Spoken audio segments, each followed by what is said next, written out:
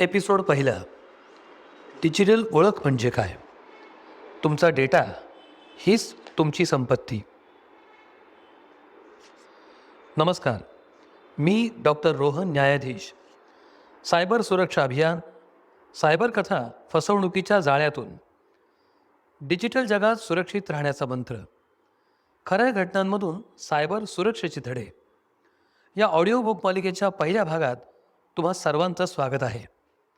आज आपण एका अशा विषयावर बोलणार आहोत जो तुमच्या माझ्या जगण्याचा एक अविभाज्य भाग बनला आहे, पण त्याबद्दल आपण सर्वात जास्त गाफील आहोत.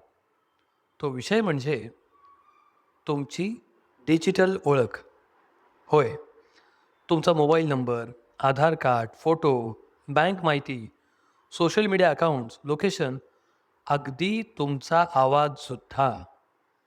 हे सगळं मिळून तयार होतं तुमचं डिजिटल व्यक्तिमत्व. पुढची 15 मिनटं नीट लक्ष देऊन ऐका, कारण हा प्रवास तुमच्या डेट्याच्या संरक्षणाचा आहे. कल्पना करा, रात्रीचे 11 वाजलेत आणि तुमच्या मोबाईलवर अचानक एक मेसेज येतो. ₹1,85,000 डेबिटेड फ्रॉम युअर अकाउंट. तुम्ही घाबरता, बँकेला फोन करता. उत्तर येतं, सर ट्रान्झॅक्शन ऑथराईज होतं, पण तुम्ही तर काहीच केलं नव्हतं. ना OTP दिला, ना पिन सांगितला. मग पैसे गेले कसे? याचं उत्तर आहे, तुमची डिजिटल आयडेंटिटी आधीच चोरीला गेली होती. पूर्वी ओळख म्हणजे काय? तर रेशन कार्ड, पॅन कार्ड, सही, फोटो. पण आत्ता आज तुमची खरी ओळख आहे mobile number, email ID, OTP access, face ID, fingerprint, WhatsApp account, UPI, Google account, Instagram profile, browser history आणि लोकेशन डेटा. सायबर गुन्हेगारांसाठी हे सोनं आहे, कारण हातचा गुन्हेगार बंदूक वापरत नाही, तो वापरतो डेटा. वास्तविक केस स्टडी. पुण्यातला एक तरुण, तात्पुरतं नाव बदलून आपण त्याला अमोल म्हणूया. अमोलनं एका शॉपिंग वेबसाईटवरून शूज ऑर्डर केले आणि 2 दिवसांनी त्याला कॉल आला. सर, तुमचं पार्सल होल्ड झालं आहे, व्हेरिफिकेशनसाठी OTP सांगता. अमोलनं OTP सांगितला आणि अवघ्या 5 मिनिटात Gmail account hack, Instagram log इनही बदलला, UPI reset, credit card misuse आणि मित्रांना पैसे मागण्याचे मेसेज. एका OTPनं त्याचा संपूर्ण डिजिटल लाईफ हायजॅक झालं. सायबर गुन्हेगार तुमचा अकाउंट हॅक करत नाहीत, ते आधी हॅक करतात तुमचा विश्वास, तुमची भीती, तुमची घाई आणि तुमची क्युरिओसिटी.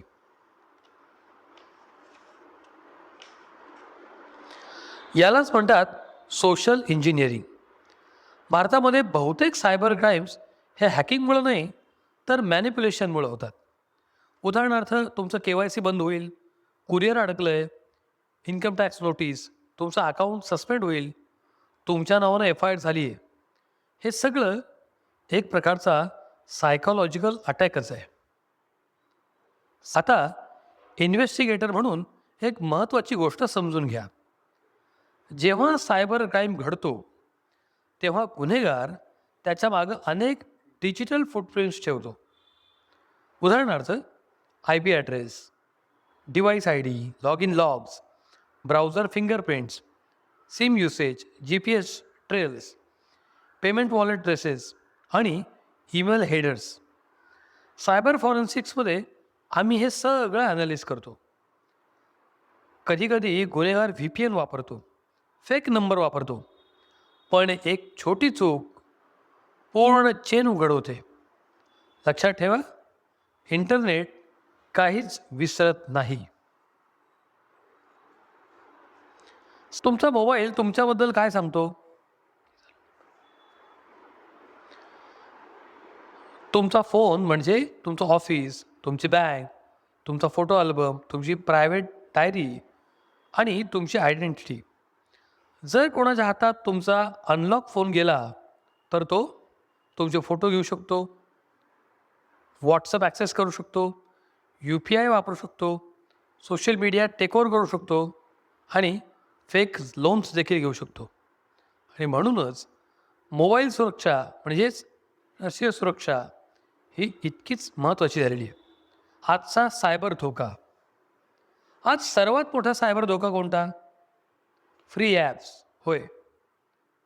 मोफत वॉलपेपर ॲप्स, मोफत editing apps, mod APK, free movie apps हे अनेकदा कॉन्टॅक्ट्स कॉपी करतात, मायक्रोफोनचा ॲक्सेस घेतात, गॅलरी स्कॅन करतात, बॅकग्राऊंडमध्ये स्पायवेअर इन्स्टॉल करतात.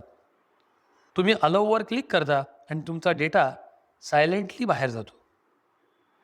आता सर्वात महत्त्वाचा भाग, तुमची डिजिटल ओळख सुरक्षित ठेवायची कशी?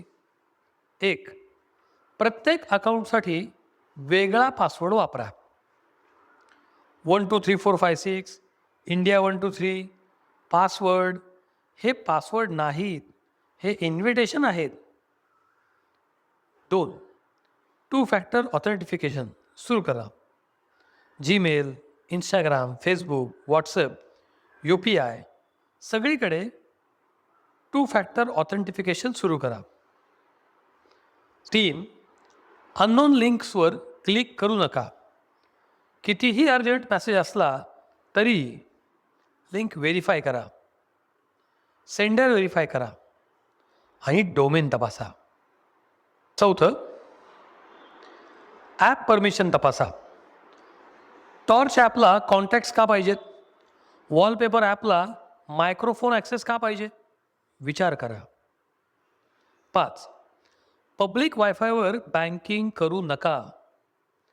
रेल्वे स्टेशन, एअरपोर्ट, मॉलचा वायफाय हे अटॅकर्ससाठी हंटिंग ग्राउंड असतात. सायबर गुन्हा झाला तर पहिले 2 तास खूप महत्त्वाचे असतात. याला म्हणतात गोल्डन आवर्स. ताबडतोब पासवर्ड बदला, बँकेला कॉल करा, UPI ब्लॉक करा, सिम व्हेरीफाय करा, सायबर क्राईम हेल्पलाईन 1930 वर कॉल करा, cybercrime.gov.in वर कंप्लेंट करा. पुरावे डिलीट करू नका. हे जपा. Screenshot, transaction IDs, mobile numbers, URLs, emails, chat backups हेच पुढं कोर्टामध्ये डिजिटल एव्हिडन्स म्हणून वापरता येतात. सायबर गुन्हा फक्त पैशांचा नसतो, तो मानसिक ताण देतो, कुटुंब तोडतो, आत्मविश्वास संपवतो, सोशल शेम निर्माण करतो.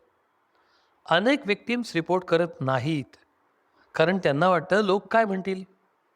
पण लक्षात ठेवा, सायबर गुन्हेगारांची लाज तुम्ही बाळगायची नाही. आजपासून एक गोष्ट लक्षात ठेवा, तुमचा डेटा म्हणजे तुमची संपत्ती. घराला कुलूप लावता पण मोबाईलला नाही.